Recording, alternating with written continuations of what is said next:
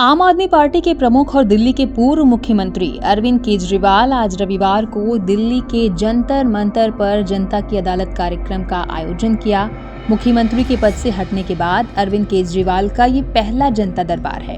इस्तीफा देने के बाद उन्होंने पहली बार जनता को संबोधित किया और इस दौरान भाजपा और आरएसएस पर तीखा हमला बोला। उन्होंने चुनावी राजनीति, भ्रष्टाचार और विपक्षी नेताओं के खिलाफ केंद्रीय एजेंसियों के इस्तेमाल को लेकर सवाल उठाए। इसके साथ ही अरविंद केजरीवाल ने आरएसएस प्रमुख मोहन भागवत से 5 सवाल पूछे। आइए जानते हैं अरविंद केजरीवाल ने क्या कुछ कहा। आरएसएस वाले कहते हैं हम राष्ट्रवादी हैं, आरएसएस वाले कहते हैं हम देशभक्त हैं। आज मैं पूरे सम्मान के साथ आरएसएस के प्रमुख हैं श्री मोहन भागवत जी, मैं पूरे सम्मान के साथ मोहन भागवत जी से 5 प्रश्न पूछना चाहता हूं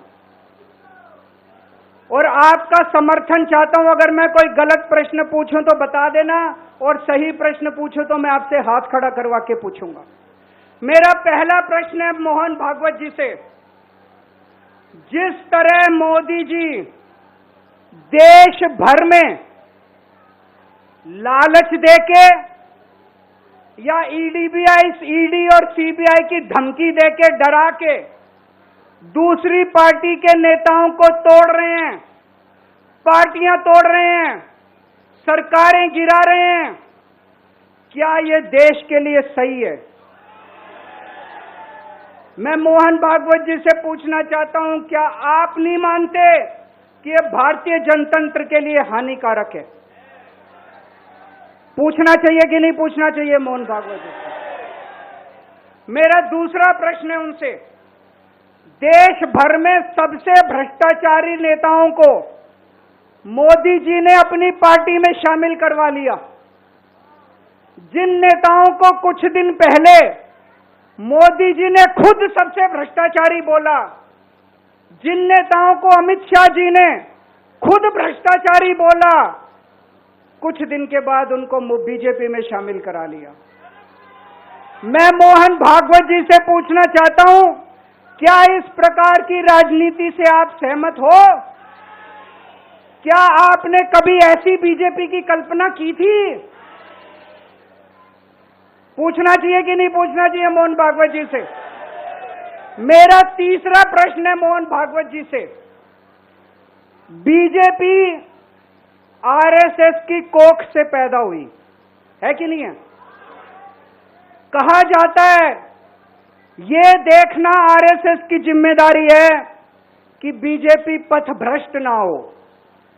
मैं मोहन भागवत जी से पूछना चाहता हूं, क्या आप आज की बीजेपी के इन कदमों से सहमत हैं? क्या आपने कभी मोदी जी से ये सब ना करने के लिए बोला? मोहन भागवत जी बताएं कि क्या आपने मोदी जी को ये सब गलत हरकतें करने से रोका कभी? पूछना चाहिए नहीं पूछना चाहिए? मेरा चौथा प्रश्न है मोहन भागवत जी से, जेपी नड्डा जी ने लोकसभा चुनाव के दौरान उन्होंने कहा कि बीजेपी को अब आरएसएस की जरूरत नहीं है। आरएसएस बीजेपी की मां समान है कि नहीं है? क्या बेटा इतना बड़ा हो गया कि मां को आंखें दिखाने लग गया? क्या बेटा इतना बड़ा हो गया कि आज मां को आंखें दिखाने लग गया? जिस बेटे को पाल पोस के बड़ा किया, जिस बेटे को प्रधानमंत्री बनाया, आज वो बेटा पलट के मां को अपनी आंखें दिखा रहा है। मातृतुल्य संस्था आरएसएस आज वो बेटा अपनी मातृतुल्य संस्था को आंखें दिखा रहा है। मैं मोहन भागवत जी से पूछना चाहता हूं, जब नड्डा जी ने ये कहा तो आपके दिल पे क्या गुजरी, आप जरा बताइए इस देश को। क्या आपको दुख नहीं हुआ? मैं आरएसएस के हर कार्यकर्ता से पूछना चाहता हूं, जब नड्डा जी ने कहा कि हमें आरएसएस की जरूरत नहीं है, क्या आरएसएस के हर कार्यकर्ता को दुख नहीं हुआ? मेरा 5वां प्रश्न मोहन भागवत जी से मैं कहना चाहता हूं, आप ही लोगों ने मिलकर कानून बनाया था कि 75 साल के होने पे कोई भी व्यक्ति रिटायर होगा। इस कानून के तहत आडवाणी जी को रिटायर कर दिया, मुरली मनोहर जी जैसे बड़े बड़े नेताओं को रिटायर कर दिया, बीसी खंडूरी जी को रिटायर कर दिया, कलराज मिश्र को रिटायर कर दिया, शांता कुमार को और पता नहीं कितने लोगों को रिटायर कर दिया। अब अमित शाह जी कह रहे हैं कि ये नियम मोदी जी पे लागू नहीं होगा। तो मैं मोहन भागवत जी से पूछना चाहता हूं, क्या आप इससे सहमत हो कि जो नियम आडवाणी जी पे लागू हुआ वो मोदी जी पे लागू नहीं होना चाहिए? जी भारत।